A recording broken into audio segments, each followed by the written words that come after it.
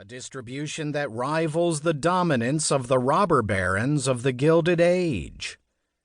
When the financial crisis of 2008 temporarily narrowed the wealth divide, monetary policies adopted to address it quickly resuscitated the banks and secured the affluent's assets, but left employment tenuous and wages stagnant.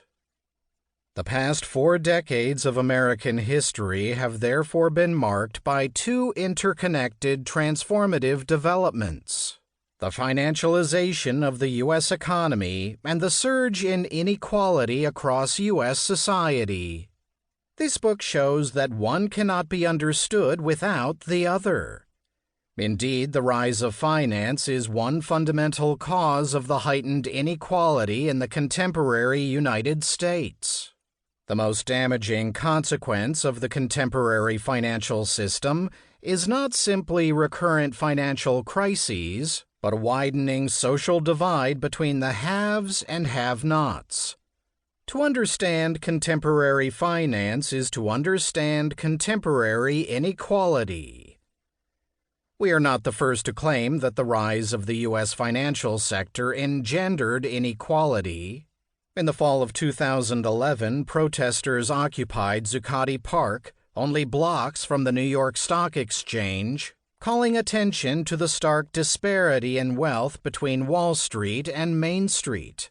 Occupy Wall Street protesters initially demanded the arrest of financiers responsible for the 2008 crisis, a tightening of Wall Street regulation, a ban on high-frequency trading, and an investigation into political corruption. As the movement grew, the protesters' demands became more ambitious. The movement's well-known slogan, "We are the 99%, called on the American public to reclaim power and resources from the 1%, that small group of financial and political elites who control the vast majority of American capital. Protesters attributed stark inequality to a revolving door between New York and Washington, or between finance and politics, tipping the balance of political power in the favor of organized corporate interests, allowing ruling elites to prosper while working and middle-class Americans flounder. Occupy protesters were initially ignored by the mainstream media, yet they garnered international attention as they took on the problem of inequality and the extreme wealth of the 1% on Wall Street. The movement began with a small encampment in a public park in September 2011. Within weeks, it had spread across the country and around the world.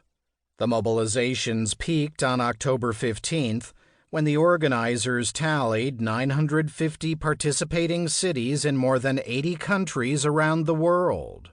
Major European capitals such as Rome and Madrid had crowds estimated at 200,000 to 500,000 people, and more than 70,000 protesters turned out for nationwide actions in the United States. Despite facing criticism for their leaderless democratic approach and evolving demands, the protesters' central message condemning inequality spread far and wide. Perhaps the most successful outcome of the Occupy movement is that it underlined Wall Street's role in widening economic inequality between the 99% and 1%. In his 2012 State of the Union address, President Barack Obama emphasized that a deficit of trust between Main Street and Wall Street warranted the Dodd-Frank Wall Street Reform and Consumer Protection Act of 2010. Pundits, including economist Paul Krugman, publicly shared the sentiments espoused by Occupy protesters, arguing that the industry responsible for the Great Recession must pay for the damages caused by its greed and excess.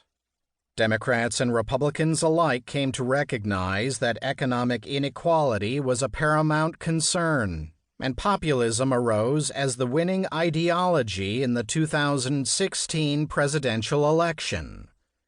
Still, amid scathing critiques and powerful political movements, the money to be had in financial services swelled, and inequality continued.